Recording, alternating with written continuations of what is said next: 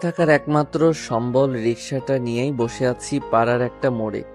রাস্তায় তেমন কেউ নেই। কথাটা বলতে একটা ছেলে এলো। এই ছোট লোক যাবি? ছোট লোক কথাটা শুনেই একটু খারাপ লাগলো। আমি রিকশা চালক আর গরিব বলেই কি ছোট লোক? আপনারাই বলেন, মানবতা আজ কোথায় দাঁড়িয়ে? 1 কেজি দুঃখকে বাম পকেটে রেখে বললাম, যাব। কোথায় যাবেন ভাইয়া? তুই চল, আমি বলছি। আচ্ছা ভাইয়া, ঠিক আছে। তারপর আমি রিকশা চালানো শুরু করলাম। রিকশা চালাতে চালাতে রাস্তা ফুরিয়ে আসতেছে, অথচ আমার পরিচয়টা আপনাদের দেওয়ার কথা মনেই নেই। চলেন, এখন যেহেতু মনে পড়েই গেছে তাই বলেই দেই। আমি রাসেল, ক্লাস 5 পর্যন্ত পড়াশোনা করেছি। গরিব মানুষ, পেটের ভাত জোগাড় করতে পারি না, তাহলে লেখাপড়া কিভাবে করব বলেন? তাই আর পড়াশোনা করে ওঠা হয়নি। কারণ আমার বাবা মা মারা গেছে সেই 8 বছর আগে। তখন আমার বয়স মাত্র 11। সেই 11 বছর বয়স থেকে রিক্সা চালাই। এখন আমার বয়স 19। আমার একটা ছোট বোনও আছে। এখন সে 9ম শ্রেণীতে পড়ালেখা করে। বোনের পড়ালেখার খরচ আর নিজের খরচ, সংসার, সবকিছুর জন্য আজ আমি রিক্সা চালক। বাবার সম্পত্তি বলতে কিছুই নেই, আছে শুধু এই বাড়িটা আর এই রিক্সা, যেটা এখন আমার জীবন মরণের সাথী। অনেক তো ফটর ফটর করলাম, এবার চলুন গল্পে ফেরা যাক। এত সময় ধরে রিক্সা চালাচ্ছি, কিন্তু লোকটা কিছুই বলছে না কোথায় যাবে। প্রায় 25 মিনিট পর একটা বড় বাড়ির সামনে এসে এই ছোট লোক, এখানে দাঁড়া। লোকটি যখন দাঁড়াতে বলল, আমি সেখানেই দাঁড়ালাম। তারপর লোকটি ভাড়ার টাকা দিয়ে চলে গেল। আমিও আর সেইখানে দাঁড়িয়ে সময় নষ্ট না করে আমার অন্য ভাড়ার উদ্দেশ্যে রওনা দিলাম। কিছু পথ আসতেই একটা মেয়ে দাঁড় করালো। বয়স আনুমানিক 14-15 হবে। সে আমার কাছে এসে বলল, ভাইয়া, আমাকে একটু স্কুলে দিয়ে আসেন। ওকে বোন, বসো। মেয়েটি বসার পর আমি স্কুলের দিকে রওনা দিলাম। প্রায় 15 মিনিট পর স্কুলে আসলাম। মেয়েটিকে নামিয়ে দিয়ে আবার অন্য ভাড়ার সন্ধানে গেলাম। আস্তে আস্তে দুপুর হয়ে গেল। দুপুর 1:35 আমি বাড়িতে আসলাম। এসে দেখি বোন আমার জন্য অপেক্ষা করছে। ও, আপনাদের তো বলাই হয়নি, আমার বোনের নাম বৃষ্টি। ভাইয়া, আমার পরশু এক্সাম, তাই 1000 টাকা লাগবে, না হলে স্যারেরা এক্সাম হলে ঢুকতে দেবে না। আমি তো রীতিমতো বৃষ্টির মুখে এক্সাম শব্দটা শুনতেই অবাক। এই বৃষ্টি, এই এক্সামটা আবার কি খায় না গায়ে মাখে? আরে গাধা, এক্সাম মানে হলো পরীক্ষা, আর 1000 টাকা না দিলে আমার পরীক্ষার হলে বসতে দিবে না। সেটা বলবি তো আগে। আমি তো মূর্খ একটা মানুষ, এক্সাম মানে বুঝি নাকি? ওই জন্যই কতবার বলেছি আমার কাছে প্রতিদিন পড়তে বসবি, কিন্তু কে শোনে কার কথা। আচ্ছা বাবা, হয়েছে। কালকে যখন রিক্সা নিয়ে বের হব তখন দিয়ে যাব। এখন যা, গোসল করে আয়, ভাত খাবি। অনেক ক্ষুধা লেগেছে তোর, জানি আমি। আচ্ছা যা, তুই ভাত বেড়ে রেডি কর, আমি গোসল করে এখনই আসতেছি। আর গামছাটা দে। তারপর বোন একটা গামছা এনে দিল। আমি চলে গেলাম কলের পাড়ে, ঝটপট গোসলটা সেরে নিলাম। কলপাড়টা আমাদের বাড়ি থেকে একটু দূরে, তাই গোসল করে রাস্তা দিয়ে বাড়ি ফিরছিলাম। তখনই হিয়ার সাথে দেখা। হিয়া হচ্ছে আমার বন্ধু ছোটবেলা থেকেই। এখন অবশ্য তাকে আমি বন্ধু বলি না, কারণ একদিন আমি ওকে নাম ধরে তুই করে ডেকেছিলাম ওর বাড়িতে গিয়ে। আর তুই করে ডাকার কারণে হিয়ার মা আমাকে অনেক কথা শোনায়। তোর মতন মূর্খ অশিক্ষিত একটা ছেলে হয়ে আমার শিক্ষিত মেয়েকে কিনা তুই করে বলিস? হারামজাদা, আপনি করে বলবি। সেদিন থেকে আমি আর বন্ধু ভাবি না, আমি ওকে আপনি করেই বলি। হঠাৎ হিয়া আমাকে বলল, ওই রাসেল, কোথায় যাস? বাড়িতে। কথাটা বলেই সেখানে আর এক মুহূর্ত সময় নষ্ট না করে ঝটপট বাড়িতে চলে এলাম। আসলেই হিয়া আমাকে বন্ধু ভাবে, কিন্তু ওর মায়ের কথায় আমি ওকে বন্ধু ভাবলেও প্রকাশ করি না। যাই হোক, বাড়িতে আসার পর শরীরটা গামছা দিয়ে ভালো করে মুছে নিলাম। তারপর রেডি হয়ে খেতে এলাম। বোন, খেতে দে তাড়াতাড়ি, অনেক ক্ষুধা পাইছে। ভাত তো বাড়াই আছে, বস, আমি আসছি। তুই এখনো খাসনি কেন? কতবার বলছি না আমার আসতে দেরি হয়, তুই আগে খেয়ে নিবি। তোকে ছাড়া কখনো খেয়েছি আমি? অভিমান ভরা কণ্ঠে বললাম। আচ্ছা হয়েছে, তাড়াতাড়ি বস, আমি আজ নিজ হাতে তোকে খাইয়ে দেব। তারপর আমি বোনকে আর বোন আমাকে খাইয়ে দিতে লাগলো। দুজনেরই চোখ দিয়ে জল বেরোচ্ছে। আমি মনে মনে ভাবছি, সবার বোনরা কত ভালো ভালো খাবার খায়। হুঁ, আমি এক হতভাগা ভাই, যে কিনা নিজের বোনকে একটু ভালো খাবারও দিতে পারি না। চোখের কোণে জল যেন সরছেই না। ওইদিকে বৃষ্টি ভাবছে, আজকে যদি আমার বাবা মাই পৃথিবীতে থাকতো, তাহলে আমার ভাইও অন্য সবার মতো অনেক পড়াশোনা করতে পারতো, এত কষ্ট করতে হতো না। হে আল্লাহ, এমন কেন করলে আমাদের সাথে? এই পাগলি বোন আমার, কান্না করছিস কেন? না ভাইয়া, এমনি, ও কিছু না, আসলে চোখে পোকা পড়েছে, তাই চোখে পানি। আমি সব বুঝি, আমি সবার মতো চাকরি করি না, তাই তোকে ভালো খেতেও পড়তে দিতে পারি না। কি করব বল, আমি তো আমার সাধ্য মতো চেষ্টা করি। কান্না করিস না বোন, আমি এবার থেকে আরো 2 ঘন্টা বেশি রিক্সা চালাবো, তবু তোর চোখের জল আমি সহ্য করতে পারবো না। একদম বেশি কথা বলবি না। আমি কি তোকে কখনো বলেছি যে আমি কষ্টে আছি? কখনো বলেছি বল? তা বলিসনি কিন্তু। কোনো কিন্তু নয়, যা তাড়াতাড়ি হাত মুখ ধুয়ে নে। আচ্ছা ঠিক আছে। তারপর হাত মুখ ধুয়ে নিলাম। তারপর একটু বসার পরে আবার রিক্সা নিয়ে বেরিয়ে গেলাম। কিছুক্ষণ যাওয়ার পর একজন বলল, দাদা এই জায়গায় যাবে? আমি রিক্সাটা তার কাছে থামিয়ে বললাম, যাব। বসবো তো, কিন্তু আমি কিন্তু 40 টাকা দিব। আসলে দাদা, আপনি যেখানে যাবেন সেখানকার ভাড়া তো 50 টাকা। আমি 40 টাকা দিব, যেতে হলে বলেন, না হলে ছাড়েন। না বাবা, বসে থাকার চেয়ে এই 40 টাকার ভাড়া মারলে তাও পকেটে আসবে মনে মনে। আচ্ছা, আমি আপনাকে 40 টাকাই নিয়ে যাব, উঠে বসুন। লোকটি বসার পরে আবার রিক্সা চালানো শুরু করলাম। প্রায় 20 মিনিট পর লোকটার বলা ঠিকানায় এসে পৌঁছালাম। লোকটি রিক্সা থেকে নেমে ভাড়া দিয়ে চলে গেল। আমিও সেখানে দাঁড়িয়ে না থেকে অন্য জায়গায় এসে নতুন প্যাসেঞ্জারের উদ্দেশ্যে দাঁড়িয়ে আছি। হঠাৎ কোথা থেকে যেন হিয়া এলো, এসে বলল, এই তাড়াতাড়ি বাড়িতে চল, দেখছিস না সন্ধ্যা হয়ে এলো। আচ্ছা চলুন। তারপর হিয়াকে নিয়ে বাড়িতে এলাম। আসার সাথে সাথে হিয়া রিক্সা থেকে নেমে আমার পকেটে কিছু টাকা মানে ভাড়া গুজে দিয়ে চলে গেল। আমি মানা করা সত্ত্বেও জোর করেই দিয়ে গেল। আমার বাড়ি আর হিয়ার বাড়ি পাশাপাশি, আগেই বলেছিলাম, তাই আমিও বাড়ি চলে এলাম। ভাইয়া, আজকে সকালেই আসলি? হিয়া কোথায় যেন গিয়েছিল, ওকে নিয়ে আসলাম, তাই আমিও বাড়িতে চলে আসলাম। আসলে আমি তো এমন সময় বাড়ি আসি না, তাই বৃষ্টি উপরে কথা বলল। ভালো করেছিস, এখন যা, গিয়ে হাত মুখ ধুয়ে আয়, নাস্তা খাবি। নাস্তা কই পাইলি? অনেকটা অবাক হয়ে। হিয়া আপু দিয়ে গেছে। আচ্ছা বলে হাত মুখ ধুয়ে এসে নাস্তা খেয়ে টিভি দেখছি। এমন সময় কোথা থেকে জানি হিয়া আসলো, এসেই টিভিটা বন্ধ করে দিল। এই এই, আপনি টিভিটা বন্ধ করলেন কেন? তোর মতো মূর্খকে নিয়ে আর পারি না, তোকে মানুষ করতে হবে। যা তাড়াতাড়ি বই পড়। বৃষ্টি বোন আমার, আদর্শলিপি বইটা নিয়ে আসো তো, তোমার ভাইকে একটু মানুষ করি। আদর্শলিপি? হ্যাঁ, আদর্শলিপি। তোমার মূর্খ ভাইকে আবার প্রথম থেকে সব শেখাতে হবে। কিন্তু আমি তো একটু পড়াশোনা জানি। কত জানিস তা তো আমার জানাই আছে। এই যে ম্যাডাম, আমি মূর্খ না, আমি ক্লাস 5 পর্যন্ত পড়াশোনা করেছি। বাবা, ক্লাস 5 পর্যন্ত পড়েই মনে হচ্ছে বিদ্যাসাগর হয়ে গেছে। আচ্ছা তাহলে অ আ ই ই পড় দেখি। স্বরেও স্বরেয়া রস্যই দীর্ঘই, দেখলেন আমি পড়তে পারি। ভাইয়া, তুই অ পড়তে জানিস? কেন জানবো না? আচ্ছা ভাইয়া, তুই ক খ গ খ পড়তে পারিস? পারি তো, কিন্তু উচ্চারণগুলো করতে পারি না, কেমন কেমন জানি। কারা যে এসব তৈরি করেছিল। উচ্চারণ করতে পারে না, আবার বলছে পড়তে পারে। কি মেয়ে রে বাবা, কথায় কথায় ধমক দেয়। আমি বুঝি ভয় পাই না? ছোট্ট একটা নিরীহ ছেলে আমি। তারপর ওরা দুজনে আমাকে অনেকক্ষণ পড়ালো, আমি অনেক কিছু শিখলাম। এখন রাত 9টা, হিয়া বাড়ি চলে গেল। আমি আর বোন খাওয়া দাওয়া করে ঘুমিয়ে পড়লাম। পরের দিন সকালে বৃষ্টির আগেই আমি ঘুম থেকে উঠে ফ্রেশ হয়ে রিক্সা নিয়ে বেরিয়ে গেলাম। আজকে আর বেশি দাঁড়াতে হলো না। পিছন থেকে কে যেন ডাকছে। আমি পিছনে তাকাতেই তো অবাক, কারণ এ তো হিয়ার বাবা। রিক্সা বড় বাজার চাবি। জামো, আপনি উঠে বসেন। হিয়ার বাবা কোনো কথা না বলেই রিক্সায় উঠে বসলো।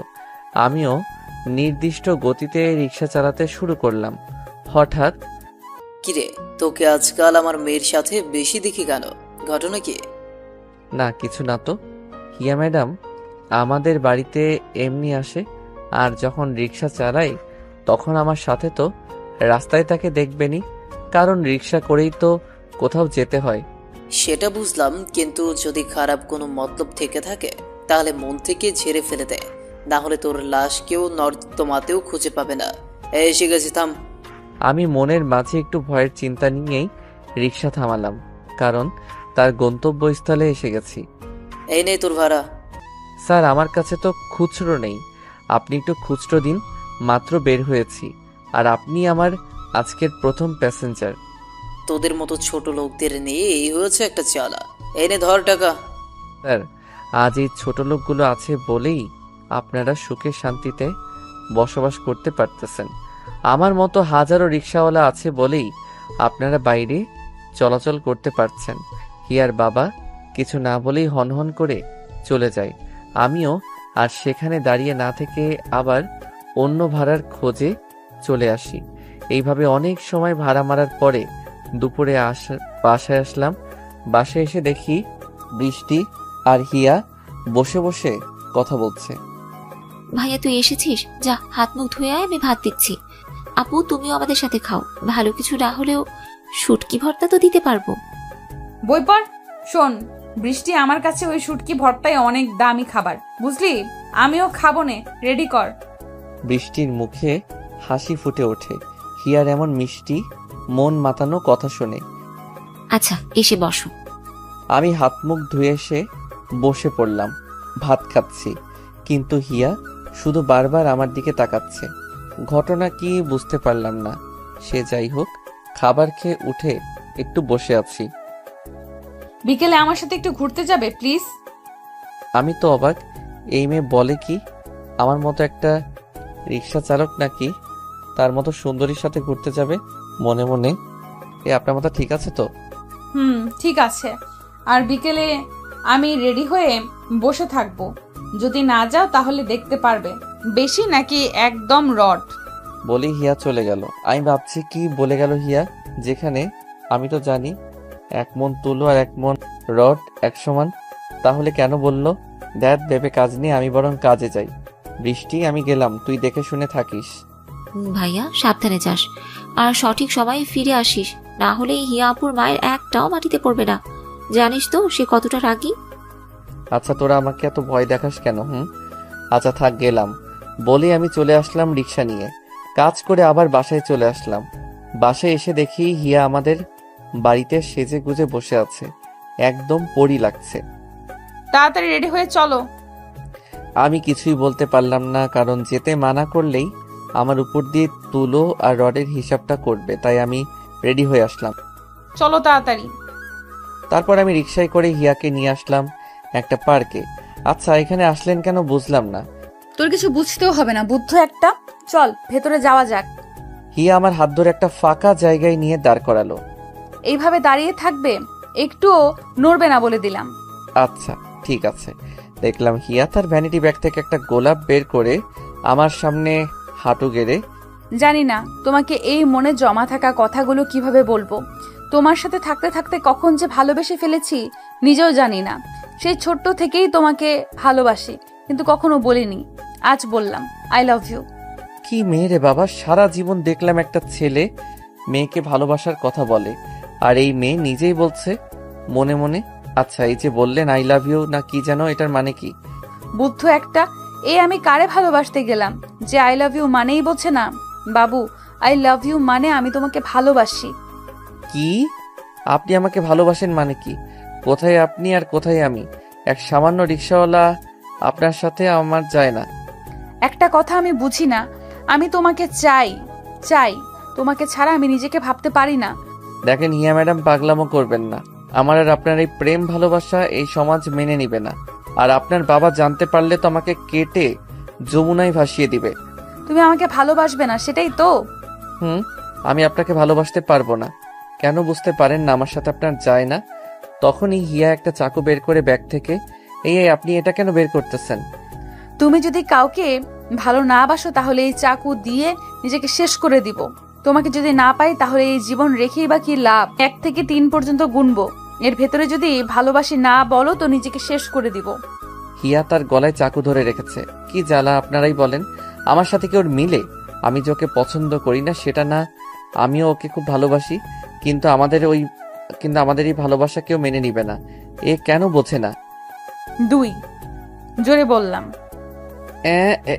এক কথায় খেলো। তুমি যখন গভীর মন দিয়ে কিছু একটা চিন্তা করতেছিলা তখন 1 বলা শেষ হয়েছে। 3 বলার আগে আমি ওকে টান দিয়ে বুকে টেনে নিলাম। আমিও তোমাকে খুব ভালোবাসি, কিন্তু বলতে পারিনি। আর একটু দেরি করলেই তো আমি গেছিলাম আল্লাহর কাছে। এমন পাগলামি কেন করো? যদি তোমার কিছু হয়ে যেত তখন আমি কি নিয়ে বাঁচতাম? আমার জান পাখি থাকতে আমার কিছুই হবে না। এইভাবে অনেক প্রেমালাপ করে বাসায় চলে আসলাম। বাসায় আসতেই ভাইয়া, ভাবি কোথায় গেল? আমি তো অবাক। বৃষ্টি ভাবি কাকে বলছে? এই তুই পাগল হলি নাকি? ভাবিকে ভাবি আর ভাবি কোথায় থেকে আসবে? ন্যাকা ষষ্ঠী, আমি মনে হয় কিছুই বুঝি না। হিয়া ভাবি আমাকে সব বলেছে এবং তোকে কি করে রাজি করাতে হবে সেই প্ল্যানটা আমারই ছিল। কি তবে রে, দাঁড়া তোকে দেখাচ্ছি মজা। এইভাবে হাসি ঠাট্টার মধ্যে দিয়ে পেরিয়ে গেল 1 বছর। এখন আমার আর হিয়ার ভালোবাসার কথা সবাই জেনে গেছে। হিয়ার বাবা আমাকে দেখতেই পারে না। হিয়ার মা, তোমার মেয়েকে বোঝাও ভালো করে, ওই রিক্সাওয়ালার সাথে যেন না মিশে। আমি কিন্তু মেনে নিব না। আমি বোঝাতে বোঝাতে সব কথা ফুরিয়ে গেছে। এখন তোমার মেয়েকে তুমি বোঝাও, আমি পারবো না। বাবা, আমি রাসেল ছাড়া বাঁচতে পারবো না, সেটা কেন বোঝো না? আমার মুখে মুখে কথা বলিস ফাজিল মেয়ে। বাবা, তুমি আমাকে মারো কাটো আর যাই করো না কেন, তবু আমি রাসেলকে ভুলতে পারবো না। এটাই কি তোর শেষ কথা? এটাই আমার শেষ কথা। আমি মরলেও রাসেলের সাথেই মরবো আর বাঁচলেও রাসেলের সাথেই বাঁচবো। আজ থেকে মনে করব আমার কোনো মেয়ে নেই, আমি নিঃসন্তান। পেরিয়ে যা আমার বাড়ি থেকে। যদি কখনো আমার বাড়িতে আসিস তো আমার মরা মুখ দেখবে। হিয়া কান্না করেই যাচ্ছে। হিয়ার বাবা হিয়াকে ধাক্কা দিয়ে বাড়ির বাহিরে বের করে দিয়ে দরজা লাগিয়ে দেয়। বাবা দরজা খোলো, আমি কোথায় যাব? প্লিজ বাবা দরজা খোলো। এইদিকে তুমি মেয়েটার সাথে এটা করতে পারলে, ও কোথায় যাবে? একদম কথা বলবে না, আর ভুলেও ওর সাথে যোগাযোগ করা তো দূরে থাক, ওর নামও মুখে আনবে না। হিয়া কথাগুলো স্পষ্ট শুনতে পেয়ে দরজার কাছ থেকে উঠে ধীরে ধীরে আমাদের বাড়িতে চলে আসে। আমি তখন মাত্র রিক্সা নিয়ে এসেছি। কি ব্যাপার হিয়া, তুমি কান্না করতেছো কেন? কি হয়েছে তোমার হিয়া? কিছুই বলছে না। বৃষ্টিও কথা শুনে বের হয়ে আসে। ভাবি, তুমি কান্না করছো কেন? আমাদের কথা বাবা জেনে গেছে, আমাকে মেরেছে তোমাকে ভুলে যেতে, কিন্তু আমি মরতে রাজি, তোমাকে ভুলতে নই। তার জন্য আমাকে বাড়ি থেকে বের করে দিছে। আমি যদি আর ফিরে যাই তাহলে তাদের মরা মুখ দেখতে হবে। হিয়ার কথা শুনে আমার মাথায় যেন আকাশ ভেঙে পড়লো। হিয়া দেখো, তারা তোমার উপরে রাগ করে বলেছে, চলো আমি তাদের বুঝিয়ে রেখে আসি। তুমি আমাকে এক্ষুনি বিয়ে করবে। কি বলছো এইসব? তোমার মাথা ঠিক আছে? বুঝেছি, সব ছেলেরাই এইরকমই, ভালোবাসবে ঠিকই কিন্তু বিয়ের করার কথা বললেই মেয়ের মাথা পাগল হয়ে গেছে। আচ্ছা, ভালো থেকো। ভাইয়া, কি হবে এখন? কোথায় যাচ্ছ তুমি? কোথায় যাব? এই জীবন রাখার তো কোনো উপায় নেই। হিয়া চলো কাজী অফিসে, আমি এখনই তোমাকে বিয়ে করব। হিয়ার মুখে হাসির রেখা ফুটে ওঠে। আমি আর হিয়া কাজী অফিসে গিয়ে বিয়ের কাজ সম্পূর্ণ করে বাসায় আসলাম। ভাইয়া, তোর এখানে বস, আমি আসছি। একটু পরে বৃষ্টি হাতে করে একটু চিনি এনে আমাকে আর হিয়াকে খাওয়াই দিল। কি করবে, ঘরে তো আর মিষ্টি নেই। বৃষ্টি, তোমার চোখে জল কেন? ভাবি, ওই দিন যদি আমি তোমাকে বুদ্ধি না দিতাম তাহলে তোমার জীবনে এমন অন্ধকার নেমে আসতো না। আরে পাগলি, কে বলেছে আমার জীবনে অন্ধকার? তুমি আর তোমার ভাই আমার জীবনে এলইডি লাইটের মতো, বুঝেছো? কখনোই অন্ধকার মনে হবে না। বৃষ্টি হিয়াকে জড়িয়ে ধরে কান্না করে দেয়। হিয়া বৃষ্টিকে অনেক কিছু বলে শান্ত করে। ভাইয়া, তুই তো প্রতিদিন বারান্দায় থাকিস, আমি রুমে থাকি। আমি বলি কি, তুই ভাবিকে নিয়ে রুমে থাক, আমি বারান্দায় থাকি। বৃষ্টির কথা শুনে আমার চোখ দিয়ে পানি চলে আসে। আজ আমার মা বাবা থাকলে হয়তো এইভাবে কথা বলতো। বইন, তুই ভাবলি কি করে আমার কলিজাকে বারান্দায় রেখে আমি রুমে থাকবো? এতটা পাষাণ হৃদয়ের মানুষ তোর ভাই না। তাহলে এখন কি হবে? একটাই রুম ঘরে। বৃষ্টি, তুমি আমাকে কি মনে করেছো? আমার একটুখানি খুশির জন্য তোমাকে দূরে ঠেলে দেব? এমন স্বার্থপর নই আমি। ভাবি, বোঝার চেষ্টা করো। আজকে তোমাদের বাসর রাত, আর এই রাত একটা নারীর জীবনে একবারই আসে। বৃষ্টি শোনো, বাসর রাত হয়তো জীবনে একবার আসে, কিন্তু স্বামী স্ত্রী চাইলে তাদের প্রতিটি রাত বাসর রাত হয়ে ওঠে, বুঝেছো? আমি আর তুমি ভেতরে থাকবো, আর তোমার মূর্খ ভাইকে বারান্দায়। কি আমাকে মূর্খ বলে অপমান করা হচ্ছে, তাই না? তুমি জানো না এখন আমি নিজের নাম পুরো লিখতে পারি। এই কথা শুনে হিয়া আর বৃষ্টি হাসতে শুরু করে। বৃষ্টি শুনেছো, তোমার ভাই নিজের নাম পুরো লিখতে পেরে নিজেকে শিক্ষিত মনে করতেছে। ভাবি, আজ থেকে আমার আর তোমার মিশন এই গাধাটাকে মানুষ করে তোলা। ঠিক বলেছো। আগে কিছু করতে পারিনি, এখন না পারলে চামড়া তুলে নেব। এইভাবে অনেক কথা বলে রাতে ঘুমিয়ে পড়ি। আজকে আমার বাসর রাত কিভাবে কাটলো সেটা আপনাদের কিন্তু অজানা নয়। দোয়া করি আল্লাহ এমন বাসর রাত যেন কারো জীবনে না দেয়, যেই রাতে স্বামী এক জায়গায় আর বউ অন্য জায়গায়। সকালে আমার আগেই ঘুম ভেঙে যায় হিয়ার বৃষ্টির। আমাকে না ডেকে তার ফ্রেশ হয়ে নাস্তা তৈরি করে যা বাজার আনা ছিল তাই দিয়ে। বৃষ্টি, তুমি রান্না করো, আমি বরং তোমার নবাব ভাইকে একটু জাগিয়ে আসি। যাও ভাবি। তখন হিয়া এসে দেখে আমি এখনো গভীর ঘুমে। হিয়া এসে আমার কপালে একটা ভালোবাসার পরশ এঁকে দেয়। পাগলটা কি ভাবে ঘুমাচ্ছে দেখো, মনে হচ্ছে কোনো চিন্তা নেই, একদম ইনোসেন্ট একটা বাচ্চা। এই বৃষ্টির ভাই ওঠো, অনেক বেলা হয়ে গেছে। আমি হিয়ার ডাক শুনে একটু একটু করে চোখ মিলে দেখি হিয়া আমার সামনে দাঁড়িয়ে আছে। কি বলেন আপনারা, হিয়ার সাথে একটু মজা করাই যাক। হাজার হলেও একটা মাত্র আদরের বউ আমার। আমি হিয়ার হাত ধরে টান দিলাম, সোজা হিয়া আমার উপর এসে পড়লো। এই, তোমার মনে কি শয়তানি বুদ্ধি উদয় হলো নাকি? সকাল সকাল কি শুরু করেছো? এমন কারো কোনো রাতে তো আমার প্রাপ্য আদর থেকে দূরে রেখেছিলে, এখন তো একটু আদর দাও। আমি হিয়ার মুখের দিকে মুখ নিতে নিতে বললাম, এই একদম দুষ্টুমি না। বৃষ্টি যখন তখন আসতে পারে। তাও যাও তাড়াতাড়ি ফ্রেশ হয়ে খেতে আসো, বেলা অনেক হয়ে গেছে, কাজে যেতে হবে নাকি, বুঝেছো? গালে ও কপালে একটা ভালোবাসার পরশ এঁকে দিয়ে চলে গেল। আমিও মিষ্টি বউটার আদর পেয়ে মুখে একরাশ হাসি নিয়েই বিছানা থেকে উঠে ফ্রেশ হয়ে নাস্তা করতে চলে আসলাম। আমি বৃষ্টি হিয়া নাস্তা শেষ করলাম। এই শোনো, আজকে আসার সময় একটু ভালো কিছু বাজার করে এনো। হিয়ার কথা শুনে আমার চোখ দিয়ে জল বেরিয়ে আসে। আমি এমনই এক হতভাগা স্বামী যে বউ কোনো আবদার পূরণ করতে পারবো না। কি করে ভালো কিছু আনবো বলো?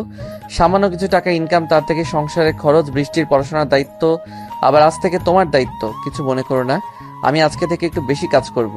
আমার কথা শুনে হিয়া আমাকে জড়িয়ে ধরলো, শোনো, চোখে তোমার পানি। এত কষ্ট করতে হবে না, আর আমি পড়াশোনা করব না, এত খরচ বহন করতে পারবে না তুমি। হিয়া, তুমি কি চাও তোমার বাবা তোমাকে বলুক তুমি এমন ছেলেকে বিয়ে করলে যে তোমার পড়াশোনা করাতেই পারলো না? আমি সেটা চাই না। আমার শরীরে রক্ত বিক্রি করে হলেও তোমার পড়াশোনার খরচ চালাবো। আমি মনে হয় আগের জন্মে ভালো কোনো কাজ করেছিলাম, যার জন্য তোমার মতো ভালো মনের একজন মানুষ জীবন সঙ্গী হিসেবে পেয়েছি। চোখ মুছতে মুছতে বললাম। আমি হিয়ার চোখের পানি মুছে দিয়ে কপালে একটা ভালোবাসার পরশ দিয়ে বৃষ্টিকে বলে রিক্সা নিয়ে বেরিয়ে আসলাম। মনের মধ্যে একটাই চিন্তা, কি করে আজকে একটু ভালো কিছু বাজার করে নিয়ে যেতে পারি। এইসব ভাবছি তখনই সেদিনের লোকটি। এই যে রিক্সাওয়ালা, ওইখানে যাবা? আমি কিন্তু 200 টাকা ভাড়া দিব, বেশি দিতে পারবো না। চলেন। তারপর আমি বস্তাটা তুলে লোকটার কথা মতো তার গন্তব্যস্থলে রেখে আসলাম। পুরো 200 টাকাই দিল। এইভাবে সারাদিন অনেক ভাড়া মারলাম। দুপুরে দোকান থেকে কিছু খেয়ে নিলাম। আল্লাহর রহমতে ভালোই ইনকাম হলো আজকে। রাতে বাসায় আসলাম, কিছু বাজার করে ভালো কিছু তো কিনতে পারিনি, তাও যতটা পেরেছি ততটা এনেছি। এই, তুমি আজকে দুপুরে আসলে না কেন? জানো আমার কত চিন্তা হচ্ছিল তোমার জন্য। আরে পাগলি, কান্না করো কেন? আজকে একটু কাজের চাপ বেশি ছিল তাই আসিনি। তাই বলে খাবার খাওয়ার জন্য আসবে না? জানো তোমার বোন কিছু খাইতে চায়নি তুমি ছাড়া। আর বলো না, ও আমাকে ছাড়া খায় না। কেন খাবো? তুই জানিস না তোর মুখে খাবার না দিয়ে আমি কখনোই খাই না। হয়েছে, এখন যাও জলদি এসব রান্না করো, আজকে মজা করে খাবো সবাই মিলে। বৃষ্টি, তুমি পড়তে বসো, আর তুমি ফ্রেশ হয়ে বৃষ্টির কাছে একটু পড়া শেখো। আমি বরং একটু সময়ের মাঝেই রান্নাটা সেরে ফেলি। ভাবি, তুমি একা একা রান্না করতে পারবে না, আমি বরং তোমার সাথে রান্না করি। তোমাকে যেটা বললাম সেটা করো।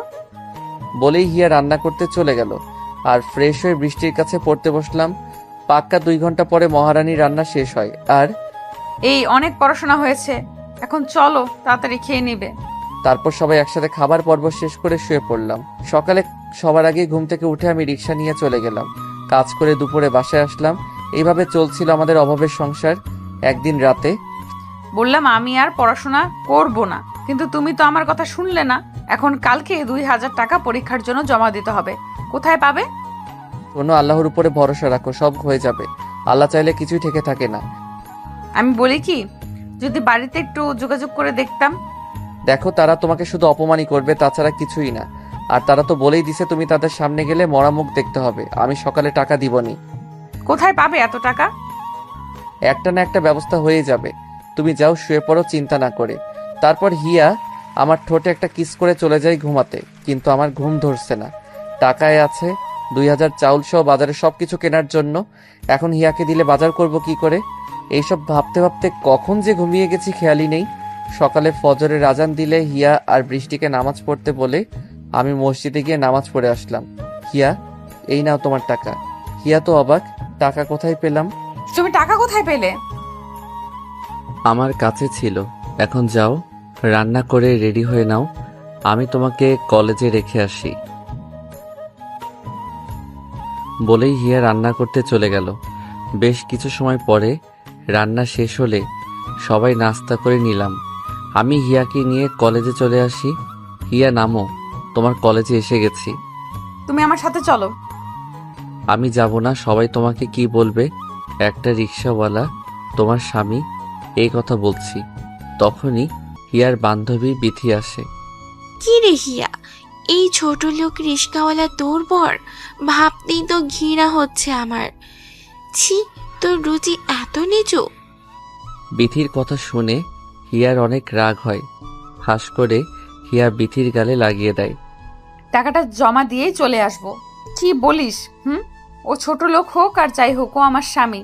সো ওর সম্পর্কে আর একটাও বাজে কথা বলবি না। তুই ওর জন্য আমাকে মারলি? হ্যাঁ, মারলাম। আর শোন, আমি চাই না তোর মতো অহংকারী মেয়ে আমার বন্ধু হোক, যে কিনা মানুষকে মানুষ মনে করে না। আমার চোখে তো জল চলে আসে। মেয়েটা তো খারাপ কিছুই বলেনি, সবাই এটাই বলবে। কারণ হিয়ার মতো শিক্ষিত একটা মেয়ে আমার মতো রিক্সাওয়ালাকে বিয়ে করেছে। হিয়া, তুমি কাজ শেষ করে এসো, আমি গেলাম। এক হাত দিয়ে চোখটা মুছে নিলাম। হিয়া কিছু বলছে না, কারণ ও বুঝতে পারছে এখানে থাকলে আরো অপমান হতে হবে। তারপর আমি সেখান থেকে ভাড়ার খোঁজে চলে আসি। ওইদিকে বিতি হিয়ার বাবাকে ফোন করে সব ঘটনা খুলে বলে, আর হিয়াকে বিয়ে করেছি সেটাও বলে। হিয়ার বাবা তো সেই লেভেলে রেগে যায়। এইদিকে আমি একটা ভাড়া মেরে আসতেছি, তখনই সামনে দেখি হিয়ার বাবা আমার দিকে তেড়ে আসতেছে, সাথে কিছু ছেলেও আছে। ভয়ে তো আমার কলিজা শুকিয়ে গেল। কিরে ছোট লোকের বাচ্চা, আমার মেয়েকে ভুলিয়ে ভালিয়ে বিয়ে করে নিয়েছিস? কি ভেবেছিস আমি কিছু বলবো না? এটা ভুল। দেখেন, আমি কিন্তু জোর করে কিছু করিনি, বরং আমি হিয়াকে বিয়ে করে আপনার সম্মানহানির হাত থেকে বাঁচিয়েছি। তোর কথা শুনতে আমি এখানে আসিনি। আমার ভাবতে অবাক লাগে, হিয়া তোর মতো একটা ছোট লোক রিক্সাওয়ালাকে বিয়ে করেছে।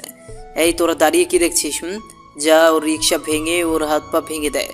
ছোট লোকের বাচ্চাটা পঙ্গু হয়ে পড়ে থাকলে এমনিতেই আমার মেয়ে আমার কাছে চলে আসবে। ওরা আমার রিক্সা ভেঙে তছনছ করে দিল। আমি অনেক বোঝালাম, কিছুই শুনল না ওরা, বরং আমাকে ও অনেক মেরে রাস্তায় ফেলে চলে গেল। আমি খোঁড়াতে খোঁড়াতে বাড়িতে আসলাম। হিয়া বলে মাটিতে পড়ে গেলাম। হিয়া আমার ডাক শুনে দৌড়ে বাইরে এসে দেখে আমার শরীর থেকে টপ টপ করে রক্ত পড়তেছে, আর আমি মাটিতে পড়ে আছি। এই তোমার কি হয়েছে? তুমি এইভাবে পড়ে গেলা কেন? আর তোমার শরীরে রক্ত কেন? হিয়ার কান্না শুনে বৃষ্টি দৌড়ে চলে আসে। ভাবি, কাঁদছো কেন? কি হয়েছে? সামনে তাকাতেই দেখতে পাই আমি মাটিতে পড়ে আছি, শরীর থেকে রক্ত বের হচ্ছে। ভাইয়া, কি হলো তোর? তোর শরীরের রক্ত কেন? এভাবে শুয়ে আছিস কেন? তারপর হিয়া আর বৃষ্টি আমাকে বিছানায় শুয়ে দিয়ে রক্ত পরিষ্কার করে দিয়ে মাথায় পানি দিতে থাকে। এইদিকে বৃষ্টি ডাক্তারকে নিয়ে আসে। ডাক্তার আমার অবস্থা দেখে ভয় পেয়ে যায়। এভাবে কারা মেরেছে নাকি? জানি না ডক্টর, একটু আগে এখানে এসে অজ্ঞান হয়ে পড়ে গেল। খুব খারাপ ভাবে মেরেছে। আমি ড্রেসিং করে দিয়ে গেলাম, রোগী একটু ঘুমাক, আর এই ওষুধ এনে খাওয়াবেন, তবে সাবধান 1 সপ্তাহের আগে যেন বিছানা থেকে না ওঠে। আচ্ছা ঠিক আছে। ডাক্তার ফ্রি নিয়ে চলে যায়। বৃষ্টি, এখন ওষুধ আনার জন্য টাকা কোথায় পাবো? ভাবি, ভাইয়া আমাকে প্রায় কিছু কিছু টাকা দিত কিছু কিনে খাওয়ার জন্য, কিন্তু আমি সেই টাকা খরচ করতাম না। এই নাও 500 টাকা হয়েছে। আচ্ছা, তুমি তোমার ভাইয়ের পাশে থাকো, আমি ওষুধ নিয়ে আসি। হিয়া তাড়াতাড়ি গিয়ে ওষুধ নিয়ে চলে আসে, আমাকে ওষুধ খাইয়ে দেয়। একটু পরে আমার ঘুম ভেঙে যায়। এই তোমরা কান্না করতেছো কেন? এই, তোমার সাথে এসব হলো কিভাবে? আর রিক্সার কি হয়েছে? সন্ত্রাসী দল আমার রিক্সা ভেঙে দিয়ে আমার এই অবস্থা করেছে। কারা এসব করেছে আর কেন করলো বলো? এই কেঁদো না প্লিজ। আর এই বৃষ্টি, এইভাবে কাঁদিস কেন? আমার কিছু হয়নি। এইভাবে 3 দিন চলে যায়। এখন আমি একটু সুস্থ, কিন্তু বিছানা ছাড়তে খুব কষ্ট হয়। বৃষ্টি, তোর মুখ শুকনো মনে হচ্ছে কেন? খাস নাই নাকি? কি করে খাবো ভাইয়া? রাত থেকে ঘরে কিছুই নেই, আর একটা টাকাও নেই। তাহলে কিভাবে খাবো বল? আল্লাহ এমন কেন করলে আমাদের সাথে? আমরা তো কোনো দোষ করিনি, তাহলে কেন এত কষ্ট দিচ্ছ? বৃষ্টি, তোর ভাবি কোথায়? কি হলো, তোর ভাবি কোথায়? ভাবি তাদের বাড়ি গেছে। কি বলিস? কেন গেছে সেখানে? তারা আমাদের কোনো উপকার করবে না কেন? বোঝে না হিয়া, কেন বোঝে না? হিয়ার বাবাই আমার এই অবস্থা করেছে লোক দিয়ে। হিয়া তখন দরজায় দাঁড়িয়ে আমার কথা শুনতে পায়। কি, আমার বাবা তোমার সাথে এসব করেছে? তুমি কখন এলে? আমাকে ক্ষমা করে দিও, আমার জন্যই তোমার আজ এই অবস্থা। এসব কি বলছো? এইগুলো তো আমার ভাগ্যে লেখা ছিল। তা তুমি নাকি তোমাদের বাড়িতে গেছিলা? চোখের জলটা মুছে নরম সুরে বললাম, কেঁদো না। আমি জানি তারা তোমার সাথে কি ব্যবহার করেছে। আল্লাহর উপর আস্থা রাখো, সব ঠিক হবে। কি ব্যাপার, উঠছো কেন তুমি? দেখি খাবারের যদি কোনো ব্যবস্থা করতে পারি। দেখছো না বৃষ্টির মুখটা শুকিয়ে গেছে। ভাইয়া, তোর কোথাও যেতে হবে না, তুই আরো অসুস্থ হয়ে পড়বি। তাহলে কি আমি এইভাবে শুয়ে শুয়ে তোদের কষ্ট দেখব? বল। তোমার কিচ্ছু করতে হবে না। আমার স্কলারশিপের টাকা দিয়েই আমি চেন আর দুল বানিয়েছিলাম। এটা বিক্রি করে যা পাবো সেটা দিয়েই কিছুদিন চলে যাবে। না, তোমার জিনিস বিক্রি করতে হবে না। ওটা তোমার শখের জিনিস। না খেয়ে ধীরে ধীরে মৃত্যুর দুয়ারে পৌঁছে যাচ্ছি, আর তুমি শখ নিয়ে পড়ে আছো। হিয়া আর কোনো কথা না শুনেই চলে যায়। আমার চোখে যে আজ বাধা মানছে না, এমনই এক হতভাগা স্বামী আমি।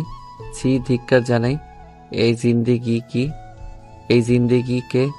কিছু সময় পরে হিয়া বাজারেও ওষুধ নিয়ে চলে আসে। এইভাবে চলে যায় আরও 3 দিন। এখন আমি সুস্থ, কিন্তু কাজ করার মতো শক্তি এখনো আসেনি। এইদিকে হিয়ার গহনা বিক্রির টাকাও শেষ। এখন কিভাবে চলবো? সবকিছু তো শেষ হয়ে গেছে। এখন থেকে 1 মুঠ চাউলও হাড়িতে নেই। আমি যে দেখি কিছু একটা ব্যবস্থা করতে পারি নাকি। তুমি এই দুর্বল শরীর নিয়ে রাস্তায় গিয়ে একটা অ্যাক্সিডেন্ট করে বসো, তখন ভালো হবে। তাহলে এখন কি হবে সেইটা বলো। এইভাবে তোমাদের কষ্ট দেখতে আর আমার ভালো লাগছে না। কি করব কিছুই বুঝতে পারছি না। 5টা টিউশনি নিয়েছি, সেখান থেকে অগ্রিম টাকা আনা শেষ। আমি বলি কি, এইভাবে তোমাদের কষ্ট দেখার থেকে আমাকে একটু বিষ এনে দাও, খেয়ে মরে যাই। তাহলে আর কষ্ট দেখতেও হবে না, আর কষ্ট পেতেও হবে না। তুমি না হয় বিষ খেয়ে মারা যাবা, কিন্তু আমাদের কি হবে বলো? খুব তো বলতে, আল্লাহর উপর ভরসা করো, আজ নিজেই ভেঙে পড়েছো। শোনো, আল্লাহ আমাদের জন্য কোনো না কোনো একটা রাস্তা ঠিকই রেখেছে বেঁচে থাকার জন্য। এসব বলতেছে আর ঘরের পুরাতন সব কিছু গোছাচ্ছে। ঠিক তখনই একটা বড় মাটির পাত্র দেখতে পাই, যার মুখ আটকানো। আচ্ছা, এখানে এটা পাত্রের মতো মুখ আটকানো, এটা কি? ওইটা তুমি ধরবে না বলে দিলাম। বৃষ্টি, তোমার ভাই এটা ধরতে মানা করতেছে। কি এমন আছে যে আমি ধরতে পারবো না শুনি? ভাবি, আমি যখন ক্লাস 1-এ পড়ি তখন থেকেই দেখি ভাইয়া ওই হাড়িতে প্রতিদিন কাজ থেকে এসে টাকা জমা রাখে, কিন্তু আমাকেও ধরতে দেয়নি। কি বলো এসব? বৃষ্টি ঠিকই বলেছে। আমি বৃষ্টির বিয়ের জন্য টাকা জমা করি, জানি কয় টাকা হয়েছে। আচ্ছা, ওইটা ভেঙে দেখি যদি আমাদের খাবারের কিছু ব্যবস্থা করা যায় টাকা দিয়ে। না, মোটেও না। ওই টাকা আমি বৃষ্টির বিয়ের জন্য জমা করতেছি, ওইটা ভাঙা যাবে না। চুপ থাকো, পেটে ভাত নেই আর পড়ে আছে বিয়ে নিয়ে। বেঁচে থাকলে টাকার জোগাড় হয়েই যাবে, আগে তো খেয়ে বাঁচো। তখন হিয়া বৃষ্টিকে সাথে করে মাটি থেকে ওই হাঁড়িটা তুলে ভেঙে অবাক হয়ে যায়, কেননা শুধু শুধু টাকা আর টাকা। 5 টাকা থেকে শুরু করে 1000 টাকার নোটে ভরা। এত টাকা? ভাবি গুনে দেখি কত টাকা আছে। হিয়ার আর বৃষ্টি আস্তে আস্তে পাক্কা 4 ঘন্টা সময় ব্যয় করে টাকা গণনার কার্য শেষ করে। ওই হিয়া কত টাকা হলো? মনে হয় 10,000 হয়েছে, তাই না? কি বললো তুমি? এখানে টাকা আছে 10,50,105 টাকা। টাকার পরিমাণ শুনে তো আমার হার্ট অ্যাটাক হওয়ার মতো অবস্থা। এত টাকা! বাবারে বাবা! এত টাকা থাকতে আমরা না খেয়ে দিন কাটাচ্ছি, ভাবা যায়? এই শোনো, এই টাকা দিয়ে কি করা যায়? হ্যাঁ, তাই তো। এই টাকা দিয়ে কি করা যায় সেটা তো ভাবার বিষয়। তবে তোমরাও ভাবো, এমন কিছু করতে হবে যার মাধ্যমে আল্লাহর রহমতে আমাদের কষ্টের দিন শেষ হয়। তুমি ঠিকই বলেছো। আমি আমার মাথায় একটা আইডিয়া এসেছে, যদি অনুমতি দাও তো বলবো। বোন আমার, জলদি বল, তোর কথাটা আগে শুনি। আমিও ভাবি দুজনেই তোর সেলাই মেশিনের কাজ জানি। জানি তো, কিন্তু সেটা দিয়ে কি হবে? হিয়া, আগে তো বৃষ্টির কথা শেষ করতে দাও, তাহলে তো বুঝতে পারবে ও ঠিক কি বলতে চায়। দেখো, সিনেমায় দেখেছি আমাদের বিখ্যাত অভিনেত্রী শাবানা পারভিন কিন্তু সেলাই মেশিন দিয়ে তার ভাগ্য পরিবর্তন করেছিল। আমরা না হয় আল্লাহর রহমতে সেই কাজ করে নিজেদের ভাগ্যকে পরিবর্তন করার জন্য কাজ করব। তুই কথা একেবারেই ফেলে দেওয়ার মতো বলিস নাই। তাহলে আমি বলি কি, 10টা সেলাই মেশিন কিনে আনো, আমি বৃষ্টি কাজ করব। পরে এখানের অনেক মেয়ে আমাদের কাজ দেখে কাজ করতে আগ্রহী হবে, আর তুমি ঘুরে ঘুরে কাপড়ের অর্ডার আনবে। হ্যাঁ, ঠিক বলেছ। এইভাবে আমরা কাজ করতে শুরু করলাম। আমি লোকের দাঁড়ে দাঁড়ে ঘুরে কাপড় বানানোর অর্ডার নিয়ে আসি, আর হিয়ারা কাজ করে। ও, আপনাদের তো বলা হয়নি, এখন হিয়া আর বৃষ্টি বাদে আরও 5 জন মেয়ে কাজ করে। একদিন রাস্তা দিয়ে আসতেছি, ঠিক তখনই দেখতে পাই সামনে এক লোক কি নিয়ে যেন কথা কাটাকাটি করতেছে। তাই আমি সেখানে এগিয়ে যাই। আচ্ছা, আপনারা রাস্তায় দাঁড়িয়ে এভাবে ঝগড়া করতেছেন কেন? আমার কথা শুনে কোট প্যান্ট পরা লোকটা, মানে মানিক, বলে, আর বইল না, এই লোকের কাছে আমি 300 পিস জামা বানাইতে দিচ্ছি, কিন্তু সে কিছুতেই বানাইয়ে দিচ্ছে না, শুধু ঘোরাচ্ছে আমাকে। ও আচ্ছা, দেখেন, তার মনে হয় কোনো সমস্যা হয়েছে, তাই আপনার কাপড়গুলা বানিয়ে দিতে সমস্যা হচ্ছে। সমস্যা হলে সেটা আগেই বলতে পারতো। এখন আমার 7 দিনের ভিতরে এই জামাগুলো চাই, না হলে আমার কপালে খারাপ আসছে। আচ্ছা, আমি বলি কি, আমিও এইভাবে অর্ডার নিয়ে পোশাক বানানো কাজ করে থাকি। যদি আপনি একটু ভেবে দেখতেন। তুমি কাজ সেলাইয়ের কাজ করো নাকি? আমি তো করি না, আমার বাসায় কাজ করে লোক আছে, নতুন শুরু করেছি। আচ্ছা, দেখো তো এই ডিজাইনে কাজ করতে পারো নাকি। যদি পারো তাহলে তোমাকে 1000 পিস কাপড়ের অর্ডার দিব। ডিজাইন দেখে তো আমি অবাক, কেননা হিয়া রাতে আমাকে এইরকম ডিজাইনে কাপড় বানাবে বলেছিল। হ্যাঁ, আমি এই কাজ করতে পারবো। আর যদি কাজ ভালো দেখাতে পারো তাহলে আরো বেশি বেশি কাজ আমি তোমাকে এনে দিব। আমি তোমাকে প্রতিটা ড্রেসের জন্য 520 টাকা করে দিব। তাহলে 1000 পিসের মজুরি আসে 5,20,000 টাকা।